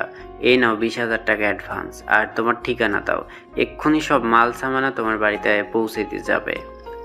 তারপর আমি তাকে ঠিকানা দিয়ে ধন্যবাদ জানিয়ে খুশি মনে বাড়িতে চলে আসলাম। কি সাহেব, আজকে এত খুশি খুশি কেন মনে হচ্ছে আপনাকে? আমি হিয়াকে জড়িয়ে ধরে কোলে তুলে নিলাম। সবাই চেয়ে আছে আর মিটিমিটি হাসতেছে। হিয়া তো লজ্জায় চোখ বন্ধ করে আছে। এই, তুমি কি লজ্জা শরমের মাথা খাইছো নাকি? দেখছো না সবাই ফ্রিতে বাংলা সিনেমা দেখতেছে? হিয়া, জানো আমি আজকে অনেক অনেক খুশি। ভাইয়া, এত খুশির কারণ কি সেটা তো বল আগে। আজকে 1000 পিস কাজের অর্ডার পেয়েছি। 10 দিনে ডেলিভারি দিতে হবে। 20,000 টাকা অ্যাডভান্সও দিচ্ছে। কি সত্যি? আর মজার বিষয় হলো কাল রাতে তুমি যেই রকম ডিজাইন বলেছো এই কাজটা সেই রকমেরই ডিজাইন। তাহলে তো আরো ভালো হবে। কিছু সময় পরে সব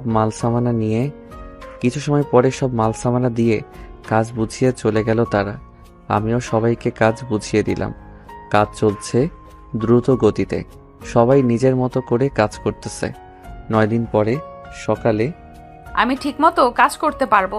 আজকে তো কাপড় ডেলিভারি দিতে হবে, কিন্তু সবগুলো তো শেষ করতে পারলাম না। সারাদিন করলেও 100 পিস থেকেই যাবে।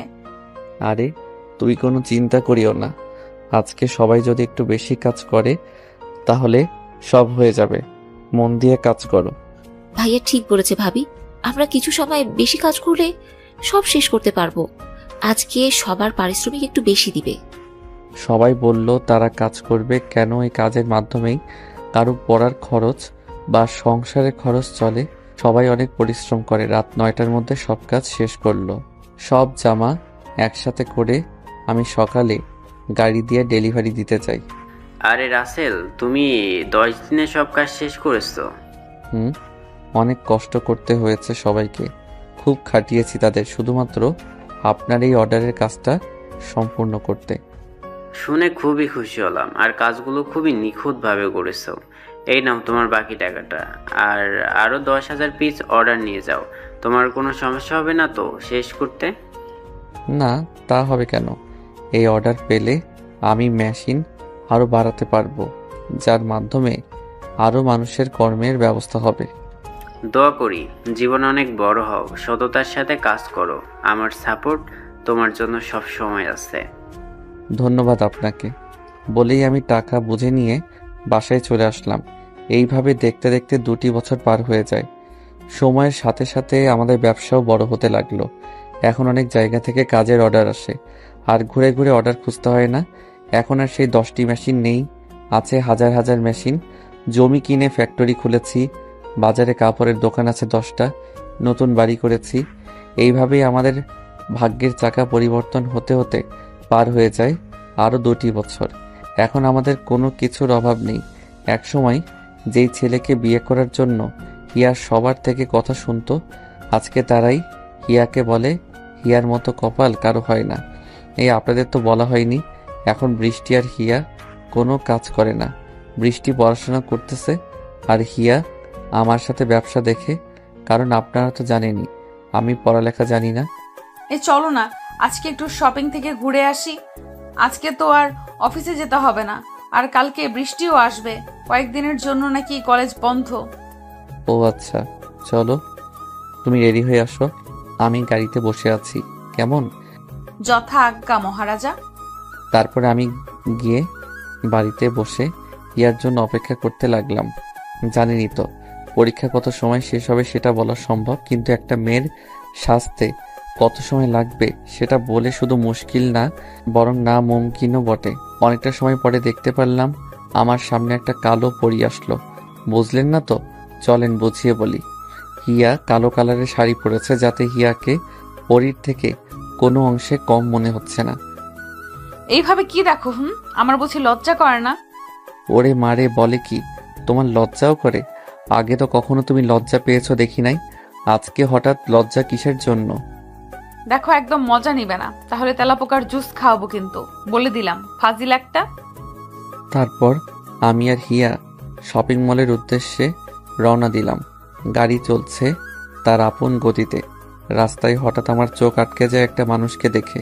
সে আর কেউ না, সে হলো হিয়ার বাবা। ও আপনারা তো জানেনই না, আমরা এখন অন্য শহরে থাকি, কারণ হিয়া ওদের শহরে থাকতে চাইনি। হিয়া, তোমার বাবার এই অবস্থা কেন? আমিও বুঝতে পারতেছি না বাবা, পাগলের মতো ঘুরছে কেন? কান্না করে বললাম। আচ্ছা জানো, তুমি চুপটি করে বসে থাকো, আমি বরং যে কাউকে দিয়ে শুনে আসি তোমার বাবার কি হয়েছে। আচ্ছা যাও, আর শোনো, সাবধানে যেও কিন্তু। তারপর আমি গাড়ি সাইড করে একটা লোককে বললাম শ্বশুর মশাইয়ের এই অবস্থা কেন সেটা জানার জন্য। কিছু সময় পরে লোকটা ফিরে এসে বলল, আমার শাশুড়ি নাকি অনেক অসুস্থ, হাসপাতালে ভর্তি, অপারেশন করতে নাকি 10 লক্ষ টাকা লাগবে। ওইখানে গিয়ে কি জানতে পারলে শুনি? আর তুমি ওই লোকটার সাথে কি বা কথা বললে? না থাক, তেমন কিছু না। আর আমি গেলে তোমার বাবা চিনে ফেলতো, তাই ওই লোকটাকে দিয়ে শুনে আসলাম। বলো না কি হয়েছে? তোমার আম্মু অনেক অসুস্থ, হাসপাতালে ভর্তি। অপারেশন করানোর জন্য নাকি 10 লক্ষ টাকা লাগবে। তোমার বাবা অনেক খুঁজেছে কিন্তু কোথাও টাকা জোগাড় করতে পারিনি। তার জন্যই তোমার বাবা পাগলের মতো এখানে ওখানে ঘুরতেছে। ও আচ্ছা, চলো এখান থেকে, আমাদের আর কোনো কাজ নেই তাই না? কোথায় যাব এখন? তোমার আম্মুর অসুস্থতার কথা জেনেও তুমি কোথায় যেতে চাচ্ছ শুনি? আমরা শপিং করতে এসেছি, এখন বলছো কোথায় যাব? আমরা সেখানেই যাব, বুঝেছো? তোমার আম্মু হাসপাতালে মৃত্যুর সাথে পাঞ্জা লড়তেছে আর তুমি শপিং করার কথা বলতেছো? তোমার মাথা ঠিক আছে তো নাকি? হ্যাঁ, আমার মাথা ঠিকই আছে। যারা আমার দুঃসময়ে পাশে ছিল না, আমার সর্বনাশ করতে চেয়েছে, তাদের পাশে কেন থাকবো? জানো, তুমি যখন অসুস্থ ছিলে, টাকার অভাবে আমরা না খেয়ে দিন পার করতাম, তখন আমার বাবা মায়ের পা ধরে কান্না করেছিলাম, আমাকে সাহায্য না করে দূর দূর করে তাড়িয়ে দিয়েছিল। দেখো, তারা ভুল করেছে বলে আমরাও যে তাদের সাথে এমনটা করব সেটা কিন্তু না। তারা আমাদের গুরুজন। তুমি কি চাও সেটা বলো, এত ঘুরিয়ে পেঁচিয়ে কেন বলতেছো? চলো আমরা ওই হাসপাতালে গিয়ে দেখি তাদের কি অবস্থা। এখন তাদের পাশে থাকা আমাদের কি দায়িত্ব। তোমার মনে নেই বাবা কি বলেছিল? আমি তাদের সামনে গেলে তাদের মরা মুখ দেখতে হবে। আমাদের সবকিছুই মনে আছে। এখন পুরনো কথা মনে রেখে তাদের কি কষ্ট দিতে পারি বলো? আচ্ছা যাব, চলো, কিন্তু আমরা দূর থেকে দেখেই চলে আসব, তাদের সামনে কিন্তু যাব না। তারপর আমি আর হিয়া হাসপাতালে আসার জন্য গাড়ি চালাতে লাগলাম। ও আপনাদের তো বলাই হয়নি, আমরা আর আগের জায়গায় থাকি না, কারণ হিয়া চায় না তার বাবা মার চোখের সামনে থাকতে। এই দেখেন, আপনাদের সাথে কথা বলতে বলতে আমরা হাসপাতালে চলে আসলাম। কোন রুমে আছে সেটা তো জানি না, তাই রিসেপশন থেকে জেনে ওই রুমের সামনে চলে আসি। ভিতরে যাওয়ার সাহস নেই, তাই বাইরে দাঁড়িয়ে আছি। ভিতরে কথোপকথন হচ্ছে। দেখুন, আপনি যদি 2 ঘন্টার মধ্যে টাকার ব্যবস্থা না করেন তাহলে রোগীকে কিন্তু বাঁচানো সম্ভব হবে না। দেখুন ডাক্তার সাহেব, আমি অনেক চেষ্টা করেছি কিন্তু টাকা জোগাড় করতে পারিনি। আপনারা একটা কিছু করেন, আমি পরে টাকা দিয়ে দিব। দেখুন, এখানে কোনো ডাক্তারই বাকিতে অপারেশন করাবে না, আর সেখানে 1-2টা টাকা না, পুরো 10 লক্ষ। ডাক্তার সাহেব, আমি আপনার পায়ে পড়ি, আপনি কিছু একটা করেন। সরি, আমি কিছু করতে পারবো না। এখন 2 ঘন্টার মধ্যে টাকা জোগাড় না করতে পারলে আমাদের কিছু করার নেই। বলেই ডাক্তার রুম থেকে বেরিয়ে আসে। আমি হিয়াকে বললাম, হিয়া, আমরা কি এখনো চেয়ে চেয়ে দেখব? তাদের উপকারেই যদি না আসতে পারি তাহলে আমাদের এত টাকা পয়সা থেকে কি লাভ বলো? হিয়ার চোখে পানি। তুমি একটা কিছু করো, এইভাবে তো টাকার অভাবে আম্মুর কিছু হতে দিতে পারে না। আচ্ছা, তুমি এখানে থাকো, আমি ডাক্তারের সাথে কথা বলে দেখি কি করা যায়। আচ্ছা যাও, আমি এখানে তোমার জন্য অপেক্ষা করতেছি। তারপর আমি সেই ডাক্তারের কাছে চলে আসলাম। আসসালামু আলাইকুম ডাক্তার সাহেব, ভিতরে আসতে পারি? ওয়ালাইকুম আসসালাম। আসেন, কি সাহায্য করতে পারি আপনার জন্য বলেন। ডাক্তার সাহেব, আপনি এখন যেই রোগীর রুম থেকে আসলেন তার চিকিৎসার জন্য পুরো 10 লক্ষ টাকাই আমি দিতে চাই। আপনি এতগুলো টাকা কেন দিবেন? আপনি তাদের কি হন আমি কি জানতে পারি? ডাক্তার সাহেব, এটা জানার সময় এখন না, আপনি পরে জানতে পারবেন। আচ্ছা ঠিক আছে, আপনি টাকা জমা দিন, আমি অপারেশনের ব্যবস্থা করছি। এমনিতেই এটা অনেক রেয়ার একটা অপারেশন। আচ্ছা ঠিক আছে, আমি এখনই টাকা জমা দিচ্ছি, কিন্তু আমি যে টাকা দিচ্ছি সেটা যেন তারা জানতে না পারে। আচ্ছা ঠিক আছে, কিন্তু আপনার পরিচয়টা জানতে পারলে কিন্তু অনেক খুশি হতাম। বললাম না পরে বলবো, আগে অপারেশনের ব্যবস্থা করেন। তারপর আমি সব টাকা জমা করে হিয়ার কাছে চলে আসলাম। হিয়া সব ব্যবস্থা করেছি, একটু পরেই অপারেশন হবে। ও তাহলে এখন চলো বাড়িতে চলে যাই, এখানে থেকে শুধু শুধু কষ্টই হবে, কাছে তো আর যেতে পারবো না। আচ্ছা চলো যাই, এখানে থেকেই বা আর কি করব। ডাক্তারের থেকে ফোন নাম্বার নিয়েছি, এখন বাসায় থেকে খবর নিতে পারবো। তাহলে তো ভালোই হলো। তাহলে এখন চলো যাওয়া যাক। এইদিকে আমরা কথা বলছি রুমের সামনে অনেকটা সময় ধরে, তাই হিয়ার বাবা, এই ওখানে কে আছেন? অনেক সময় হলো দেখছি, ওখানে দাঁড়িয়ে কি করতেছেন? কিছু বলছেন না কেন? কে আছেন? আমি হিয়ার বাবার কথা শুনেই তাড়াতাড়ি হিয়াকে নিয়ে সোজা বাসায় চলে আসলাম। হিয়া বিছানায় শুয়ে পড়ল। আমি ফ্রেশ হয়ে আসলাম। আচ্ছা হিয়া, তুমি থাকো, আমি খাবার আনতেছি। না, আমার এখন খাওয়ার কোনো ইচ্ছে নেই, একটুও ভালো লাগতেছে না। তুমি বরং যাও, খেয়ে নাও। আমি আর কিছু না বলে নিচে এসে খাবার নিয়ে আবার রুমে চলে আসলাম। হিয়া, উঠে বসো, হা কর, আমি খাইয়ে দেই। আমি খাবো না, তুমি খাও। আমার খেতে একদমই ভালো লাগতেছে না। তুমি না খেলে আমিও একটু খাবো না। বলেই খাবারের প্লেটটা রাখতে যাব, তখনই আচ্ছা দাও, একটু খাবো। বেশি খাওয়ার জন্য কিন্তু জোর করতে পারবে না। আচ্ছা ঠিক আছে। তারপর আমি হিয়াকে খাইয়ে দিলাম, আর হিয়া আমাকে খাইয়ে দিল। প্রতিটি লোকমার সাথেই যেন ভালোবাসা মিশিয়ে আছে। খাবার পর্ব শেষ করে হিয়া, বৃষ্টি কখন আসবে, তোমাকে কি কিছু বলেছে ফোন করে? না, তবে কালকে মনে হয় আসবে। ওর কলেজ কয়েকদিনের জন্য ছুটি আছে শুনেছিলাম। ও আচ্ছা, ঠিক আছে, আমি দেখছি। এইভাবে দেখতে দেখতে রাত হয়ে যায়, আমি রুমে শুয়ে আছি। আসো, খাবার খাবে। এই তোমার শয়তান মতলব এখন একদম করবে না কিন্তু। বারে, আমার বউয়ের সাথে আমি শয়তানি করব তাতে তোমার কি? বলছি। আর ধীরে ধীরে হিয়ার দিকে এগিয়ে যাচ্ছি। হিয়া পিছনে যেতে যেতে দেওয়ালে আটকে যায়। দেখো, একদম দুষ্টুমি করবে না বলে দিলাম। সব সময় রোম্যান্স মনে হয় এসেই থাকে। হিয়ার ঠোঁট কাঁপতেছে, নিঃশ্বাসও ভারী হচ্ছে।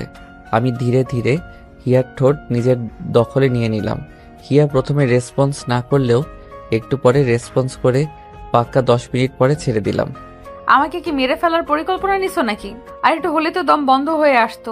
বাবারে বাবা, হাঁপিয়ে হাঁপিয়ে বললাম। হা হা হা, ওই আমার না মন ভরেনি। আবার একটু দাও না গো লক্ষ্মী সোনা বউ আমার। বুঝেছি, তোমার জন্য ইঁদুরের স্যুপ, টিকটিকি দিয়ে সবজির সাথে ভাজি আর তেলাপোকার জুস খাওয়াতে হবে, না হলে দুষ্টুমি যাবে না। ছি ছি, এইসব খাবারের রেসিপি তুমি কোথায় পাইছো? শুনেই আমার ঘৃণা আসতেছে। তাড়াতাড়ি আসো, খাবার ঠান্ডা হয়ে যাবে। তারপর আমি আর হিয়া নিচে চলে আসলাম। আমি খাবার নিয়ে নাড়াচাড়া করতেছি, কিন্তু একটু খাচ্ছি না, সেটা হিয়া খেয়াল করে। ওই, তোমার কি ভূতে ধরলো নাকি? খাবার না খেয়ে এইভাবে বসে বসে খাবার নাড়াচাড়া কেন করতেছো? আমার না খেতে মন চাচ্ছে না, কেন জানি। আচ্ছা তুমি খাও, অভিমান ভরা কণ্ঠে বললাম। শোনো, বললেই তো পারো। আমার হাতে খেতে চাও, তা না করে এমন করছো কেন? বুঝতেই যখন পারছো তখন না খাইয়ে দিয়ে বসে আছো কেন? তারপর হিয়া আমাকে তুলে খাওয়াই দেয়, আর আমিও হিয়াকে খাওয়াই দিলাম। খাবার পর্ব শেষ করে এসে ঘুমিয়ে পড়লাম। সকালে হিয়ার ডাকে ঘুম ভাঙে। কি ব্যাপার মহারাজা, আজকে এখনো যে ঘুম থেকে যে উঠেছেন? অফিসে কখন যাবেন? উঠো তাড়াতাড়ি, আর ডাক্তারকে ফোন করে আম্মুর অবস্থা জানো, না হলে ইঁদুরের স্যুপ তোমার জন্য সকালের নাস্তা। ছি ছি, কি সব বলো, শুনেই ঘৃণা করে। তারপর আমি ঘুম থেকে উঠে ফ্রেশ হয়ে ডাক্তারকে ফোন দিলাম। রিং হচ্ছে। হ্যালো ডাক্তার সাহেব, কেমন আছেন? ভালো আছি, আপনি কেমন আছেন? আমিও ভালো আছি। তা অপারেশন কি ভালোভাবেই হয়েছে? আর রোগীর অবস্থা এখন কেমন? অপারেশন খুবই ভালো হয়েছে, আর রোগী এখন সুস্থ। কিছুদিন রেস্ট নিলেই সুস্থ হয়ে যাবে। আচ্ছা ঠিক আছে, আমি আসবনি আপনার সাথে দেখা করতে। বলেই ফোন রেখে নাস্তা করতে চলে আসলাম। হিয়া আম্মু এখন সুস্থ আছে, আর সপ্তাহখানেক রেস্ট নিলেই সব ঠিক হয়ে যাবে। ও আচ্ছা, এখন আসো, তাড়াতাড়ি নাস্তা করে নাও, অফিসের দেরি হয়ে যাচ্ছে। তারপর নাস্তা শেষ করে আমি আর হিয়া রেডি হয়ে অফিসে যাওয়ার জন্য বের হয়েছি। তখনই ভাইয়া আমি আসলাম, আর তোরা বাড়ি থেকে চলে যাচ্ছিস? আরে বৃষ্টি, কেমন আছো? আর আমরা অফিসে যাচ্ছিলাম। আমি ভালো আছি ভাবি, তোমরা কেমন আছো?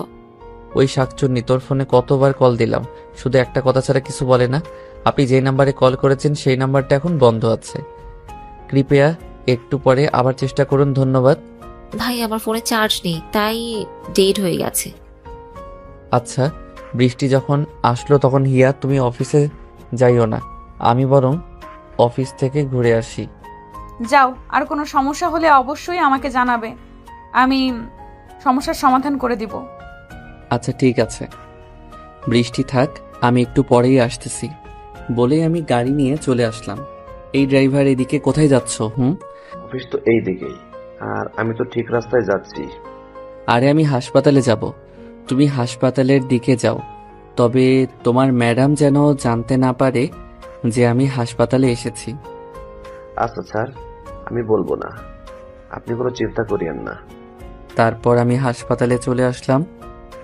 এসেই ডাক্তারের রুমে গেলাম। আরে রাতেল সাহেব যে, কি অবস্থা? ভালো। আর এখন রোগীর অবস্থা কেমন? ভালো। আচ্ছা, আপনি রোগীর কি হন সেটা বলেন, না শুনলে যে আমার রাতে ঘুম হবেই না। হা হা হা, শুনতেই হবে। তাহলে না শুনলে হয় না ডাক্তার সাহেব? শুনতেই হবে। আপনি যদি বলেন তাহলে অনেক খুশি হব। আচ্ছা শোনেন, আমি হলাম ওনার মেয়ের জামাই। তারপর সবকিছু খুলে বললাম। আপনি দয়া করে বলবেন না আমি তাদের টাকা দিয়েছি। কি বলেন? এত জঘন্য কাজ কেউ করতে পারে ভাবতে তোমার ঘৃণা লাগে। আচ্ছা ঠিক আছে, বলবো না। আর ডাক্তার সাহেব, এই টাকাগুলো আমার শ্বশুরের হাতে দিবেন। যদি জিজ্ঞেস করে টাকা কে দিয়েছে, তখন আমি কি বলবো? আর বলবেন তাদের অতি পরিচিত কেউ দিয়েছে।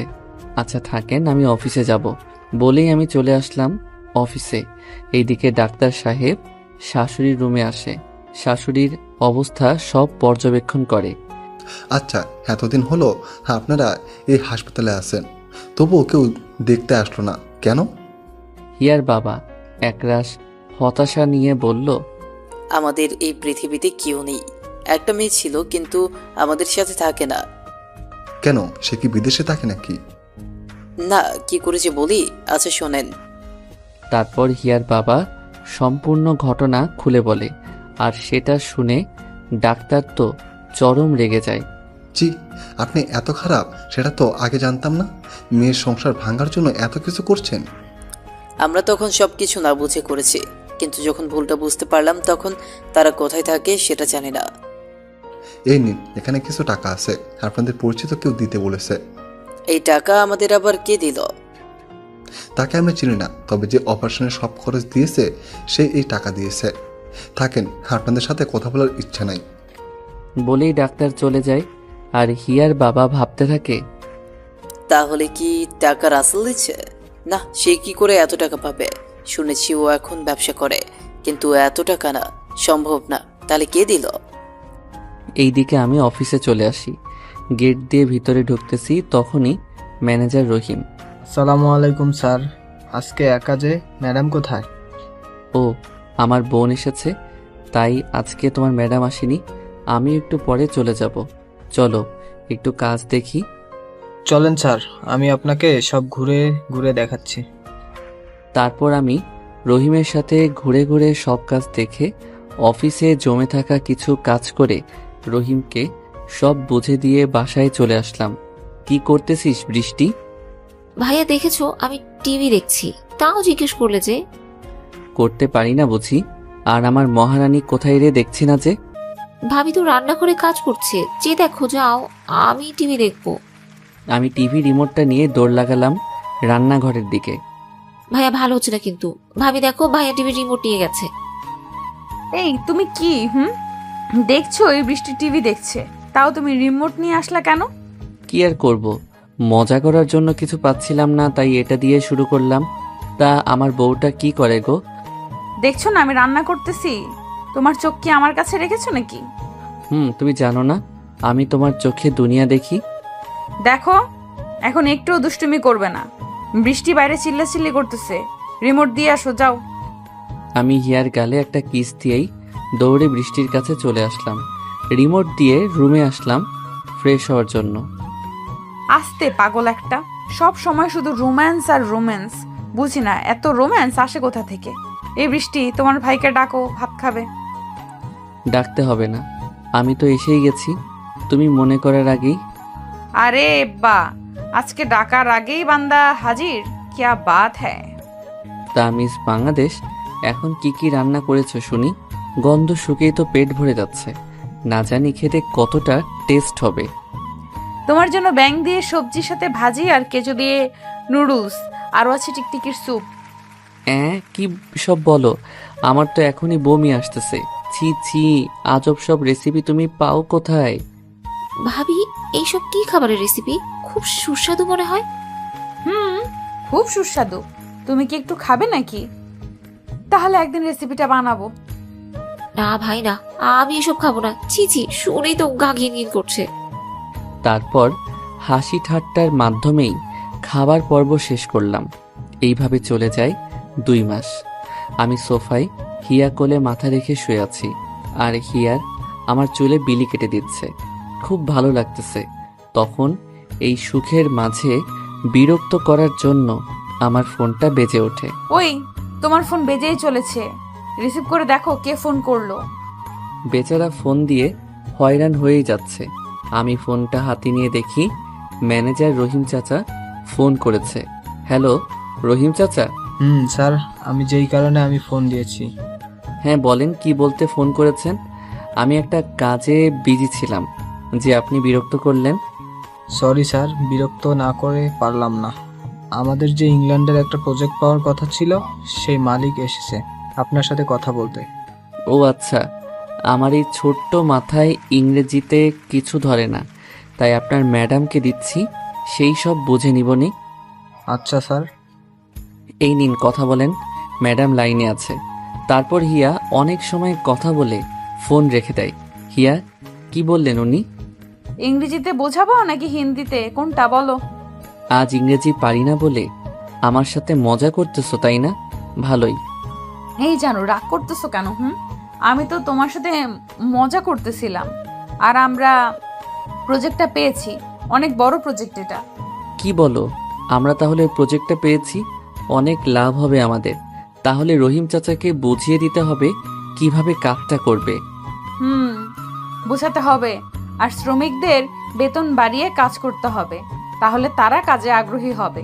বলেই আমার কপালে একটা চুমু দিয়ে রুমে চলে যায়। আমি রহিম চাচাকে ফোন দিলাম। হ্যালো। হ্যাঁ স্যার বলেন। শোনেন, এই কাজটা আমরা পেয়েছি, তাই আমাদের খুবই মন দিয়ে কাজ করতে হবে। তারপর ভালোভাবে বুঝিয়ে কল কেটে দিলাম। রাতে খাবার সময় এই হিয়া, আমার না ছোট বাবুদের সাথে খেলা করতে মন চায়, অভিমানী সুরে। এই তোমার মাথায় আবার কি শয়তানি বুদ্ধি ঘুরপাক খাচ্ছে শুনি? হঠাৎ বাবুর সাথে খেলতে ইচ্ছে করছে যে? দেখো না, এই বাড়িতে যদি একটা বেবি থাকতো তাহলে কতটা ভালো হতো। আমারও তো ইচ্ছা হয় ছেলে মেয়ের সাথে খেলা করতে। এখন কোনো বাচ্চা নিব না, আরো কিছুদিন যাক, তারপরে বেবি নিব। তার আগে বলেছো তো নাক ভেঙে দিব। আচ্ছা বলবো না, কি আর করা, মন খারাপ করে বললাম। এই বাবুটা রাগ করেছে বুঝি। আসো আমি তোমাকে খাইয়ে দিই, হা করো আর শোনো, একদম আমার আঙুলে কামড় দিবে না বলে দিলাম। তারপর হিয়া অনেক আদরের সাথে আমাকে খাইয়ে দেয়, আর তারপর হিয়া অনেক আদরের সাথে আমাকে খাইয়ে দেয়, আর আমিও হিয়াকে খাইয়ে দিলাম। এইভাবেই আমাদের ভালোবাসার সংসার চলতে থাকে। দেখতে দেখতে পার হয়ে যায় আরও 3টি মাস। একদিন সকালে আমি নাস্তা করতেছি, আর হিয়া দৌড়ে বেসিনে চলে যায়, বমি করতে শুরু করে। একটু পরে আবার মাথা ঘুরেই পড়ে যায়। আমার তো কলিজা শুকিয়ে যায়। আমার সুস্থ বউটার আবার কি হলো? এই হিয়া, তোমার কি হলো? এইভাবে পড়ে গেলে কেন? কোনো কথা নাই। দৌড়ে গাড়ি নিয়ে হিয়াকে হাসপাতালে নিয়ে আসলাম। ডাক্তার ডাক্তার কোথায় আপনি? আরে রাসেল সাহেব, কি হয়েছে? এত উত্তেজিত কেন? দেখেন না আমার বউটার কি হলো। সকালে নাস্তা করতেছি, তখনই অজ্ঞান হয়ে পড়ে যায়। ও আচ্ছা, এই ব্যাপার। তাহলে আপনি এখানে বসেন, আমি দেখতেছি ম্যাডামের কি হয়েছে। বলেই ডাক্তার সাহেব একটা মহিলা ডাক্তারকে সাথে নিয়ে হিয়াকে পরীক্ষা করানোর জন্য চলে গেল। অনেকটা সময় পরে ডাক্তার সাহেব বেরিয়ে আসে। আচ্ছা ডাক্তার সাহেব বলেন, আমার বউটার কি অবস্থা? রাসেল সাহেব, তাড়াতাড়ি মিষ্টি খাওয়ানোর ব্যবস্থা করেন, আপনি বাবা হতে চলছেন। কি সত্যি বলতেছেন তো, নাকি আমার সাথে মজা করতেছেন? খুশিতে আত্মহারা হয়ে বললাম, আর কি যে বলেন না, এসব বিষয়ে কেউ মজা করে নাকি? আসলে আপনি বাবা হতে চলছেন। আমি আরো কিছু কথা বলে ড্রাইভারকে মিষ্টি আনতে বলেই হিয়ার পাশে গিয়ে বসি। হিয়া কেমন লাগতেছে এখন? তোমার ওই হাসি মাখা মুখটা দেখলে আমার ভালো না থাকলেও, তোমার এই হাসি মাখা মুখটা দেখলে আমি ভালো না থাকলেও ভালো হয়ে যাই। তোমার এই হাসি মাখা মুখটাই আমার অসুস্থতার সময় ওষুধ হিসাবে কাজ করে। জানো হিয়া, আজ আমি অনেক খুশি, যা তোমাকে বলে বোঝাতে পারবো না। বলেই হিয়াকে কোলে নিয়ে ঘুরতে থাকলাম। এই দুষ্টু কি করতেছো? ছাড়ো, সবাই দেখে হাসতেছে, দেখছো না? আসলেই তো সবাই তামাশা দেখতেছে, সেই দিকে আমার কোনো খেয়ালই নেই। তখনই স্যার, এই নিন মিষ্টি। আমি ঘুরে ঘুরে যেটা সবচেয়ে ভালো সেই মিষ্টি এনেছি। এত মিষ্টি আনতে কে বলেছে? রাসেল সাহেব, শুধু শুধু এতগুলো টাকা নষ্ট। এটা আমার খুশির কাছে কিছুই না। আর এই হাসপাতালে তো অনেক মানুষ, সবাইকে দিয়ে আমাদের জন্য দোয়া চাইবেন। আপনার কথা শুনে খুবই খুশি হলাম। আর শুনুন, এই সময় ম্যাডাম যেন কোনো কাজ না করে তার খেয়াল রাখবেন, আর এই ওষুধগুলো এনে খাওয়াবেন। আশা করি কোনো সমস্যা হবে না। আরে ডাক্তার, এটা নিয়ে কোনো চিন্তা করবেন না, আমি ওকে মাটিতেই নামতে দিব না, কাজ তো দূরেই থাক। দোয়া করি আপনার মতো এত ভালো মনের স্বামী যেন প্রতিটি মেয়ের হয়। তারপর আরও অনেক কথা বলে আমি হিয়াকে নিয়ে চলে আসলাম। এইদিকে হিয়ার বাবা তখন হাসপাতালে এসেছে কি যেন দরকারে। আমি আর ডাক্তার যে কথা বলছিলাম সেটা দেখেই আমাদের দিকে আসে, কিন্তু এসে ধরতে পারে না, গাড়ি ছেড়ে দিয়েছে। তাই মন খারাপ করে ডাক্তারের কাছে যাই। কি খবর? আর এমনভাবে হাঁপাচ্ছেন কেন? সেসব পরে আগে বলেন, একটু আগে যে একটা সাহেব আপনার সাথে কথা বললো, আপনি কি তাকে চেনেন? কেন চিনব না? সে তো এই দেশে নামকরা বিজনেসম্যান। এখানে এসেছিল তার স্ত্রীকে নিয়ে। কি আমার মেয়ের জামাই এত বড় লোক? আচ্ছা, কি হয়েছে তার? রাসেল সাহেবের স্ত্রী মা হতে চলেছে, তাই এখানে এনেছিল পরীক্ষা করার জন্য। কিন্তু কোনো সমস্যা নেই, একদম ভালো আছে। আর তারা দুজনেই খুবই ভালো মনের মানুষ। ডাক্তার সাহেব, ওই সাহেব আমার মেয়ের জামাই। আমি তাদের কতদিন হলো খুঁজি, একটা নজর দেখে মরার আগে ক্ষমা চাওয়ার জন্য, কিন্তু সেটা মনে হয় আমার কপালে নেই। এখন পেয়েও ধরতে পারলাম না। আপনি কি তাদের ঠিকানা জানেন? তাদের ঠিকানাতে কি করবেন? আবার কিছু করার পরিকল্পনা করতেছেন নাকি? দয়া করে এইভাবে বলবেন না, আমি তাদের থেকে ক্ষমা চাইতে চাই। প্লিজ, তাদের ঠিকানা জানলে একটু বলেন। তখন ডাক্তার বুঝতে পারে আসলেই হিয়ার বাবা যা করেছে তা নিয়ে অনুতপ্ত, তাই ডাক্তার যা যা জানে সবটাই খুলে বলে। এটা শুনে তো হিয়ার বাবা কেঁদেই ফেলে। আমি তাদের ক্ষতি করার জন্য এত কিছু করেছি, আর তারা ঠিকই সেসব মনে না রেখে আমার বিপদে সাহায্য করেছে। আমি তো বাবা নামের কলঙ্ক। আরও অনেক কথা বলে হিয়ার বাবা বাড়িতে চলে আসে। আর বাড়িতে আসলেই হিয়ার মা বুঝতে পারে হিয়ার বাবা কান্না করতেছে। হেই, তোমার কি হয়েছে? কান্না করতেছো কেন? হিয়ার বাবা হিয়ার মাকে জড়িয়ে ধরে আরো জোরে কান্না করে দেয়। আরে এভাবে কান্না কেন করতেছো? একটু খুলে বলো কি হয়েছে। জানো, আজকে রাসেল আর হিয়াকে দেখেছি হাসপাতালে। আমার মেয়ের কি হয়েছে? তারা হাসপাতালে কেন এসেছে? আগে তো সব কথা শুনবে, তাই না? তার আগের কথা বলতে শুরু করো, তাহলে কি ঠিকভাবে কথা বলা যায় বলো? তারপর হাসপাতালের সব ঘটনা খুলে বলে, যেটা শুনে হিয়ার মাও কান্না করে দেয়। ওই চলো না, আমরা হিয়ার কাছে যাই, দেখবে আমাদের দেখলে একটুও রাগ করতে পারবে না। চলো, আমাদের দেখলেই সব ভুলে যাবে, আর আমরা যা করেছি তাতে আমাদের উপর রাগ করাটাই স্বাভাবিক। তারপর তারা আমাদের বাড়ির দিকে রওনা দেয়। অনেকটা সময় পরে আমার বাড়িতে এসে পৌঁছে যায়। দেখছো ইয়ার মা, কত বড় বাড়ি! এত সুন্দর বাড়ি আমি কখনোই দেখি নাই। অনেক বড় বাড়ি। বাইরে থেকে যত সুন্দর না জানি ভিতরে আরো কত সুন্দর। এইদিকে আমি সোফায় বসে পেপার পড়তেছি আর হিয়া রুমে শুয়ে আছে। তখনই বাড়ির কলিং বেলটা বেজে ওঠে। আমি গিয়ে দরজা খুলে অবাক হয়ে দাঁড়িয়ে থাকি, কেননা আমার সামনে স্বয়ং আমার শ্বশুর শাশুড়ি দাঁড়িয়ে। আমি তাদের পা ধরে সালাম করলাম, কেমন আছেন? আর আসতে কোনো সমস্যা হয়নি তো? বাবা, আমাদের ক্ষমা করে দাও, না বুঝে তোমাদের উপরে অনেক অত্যাচার করেছে। হ্যাঁ বাবা, আমাদের ক্ষমা করে দাও। আর আমার মেয়ে কোথায়? আমরা কি আপনাদের উপর রাগ করতে পারি বলেন? আপনারা আমাদের গুরুজন। আসেন, বসেন, আপনারা অনেক ক্লান্ত। হিয়া, হিয়া শুনছো? শুনতে পারতেছি তো, কি হয়েছে বলো? এভাবে ডাকাডাকি করো কেন? দেখে যাও কারা এসেছে, তাড়াতাড়ি আসো। আচ্ছা, তুমি তাদেরকে বসতে দাও, আমি আসতেছি। কি জানি এখন আবার কারা আসলো। একটু পরে হিয়া নিচে এসে দেখতে পাই তার বাবা মা সোফায় বসে আমার সাথে কথা বলতেছে, যেটা দেখে হিয়া অনেক রেগে যায়। এরা আমার বাসায় কেন? কে বাড়ির ভেতরে ঢুকতে দিছে এদের? হিয়ার বাবা মা তো হিয়ার কথা শুনে অবাক, কি বলছে এইগুলো? এই হিয়া কি বলছো এটা? এরা তোমার বাবা মা, তাদের সাথে এইভাবে কথা বলে? তারা আমার বাবা মা বলতেও ঘৃণা লাগে, আর তারা সম্মান পাওয়ার যোগ্য না। মনে আছে তোমার সাথে কি কি করেছিল? মারে, এভাবে বলিস না, আমাদের ক্ষমা করে দে। মানছি আমি তোদের সাথে অনেক অন্যায় করেছি। হিয়া, ক্ষমা করে দাও। দেখো, এরা যা করেছে তাদের জায়গায় আমরা থাকলেও কিন্তু সেটাই করতাম। আর তুমি উত্তেজিত হইও না, বেবির ক্ষতি হবে। মারে, আর কত অভিমান করবি বল? দয়া করে মরার আগে ক্ষমা করে দে আমাদের। একবার তো মরতে মরতে বেঁচে গেছি তোদের টাকার কারণে। রাসেল যদি সাহায্য না করতো তাহলে হয়তো এতদিন কবেই আল্লাহর কাছে পৌঁছে যেতাম। হয়তো আল্লাহ চেয়েছে তোদের সাথে দেখা হয়ে ক্ষমা চেয়ে নিতে পারি। হিয়া মরার কথা শুনে আর অভিমান করে থাকতে পারে না, দৌড়ে গিয়ে ওর বাবা মাকে জড়িয়ে ধরে কান্না করে দেয়। মারে, কান্না করিস না। আচ্ছা, বৃষ্টি মামনিকে তো দেখতে পারছি না।